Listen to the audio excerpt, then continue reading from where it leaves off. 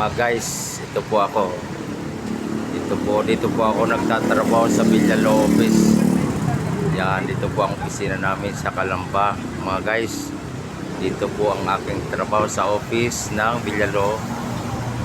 Sa tapat po ng National Labor Commission on Labor. Yan po, pre-consultation po yan mga guys.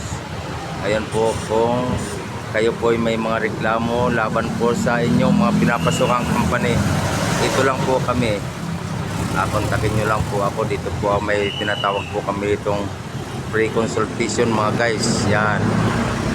Ngayon, kontakin nyo lang po ako mga guys. Dahil baka po willing po kayo, i-assist ko po kayo kapag nagreklamo po kayo sa labor laban po sa inyong mga company, lalong lalo na po kung kayo po ay tinanggal at ang tawag nito ay illegal dismissal.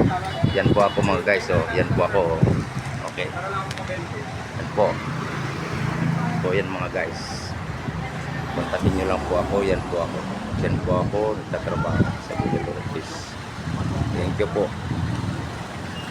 Please like and subscribe. Yan po ang aming kusina. Yan po ang aking mga kasamahan sa Villalo office. Yan po.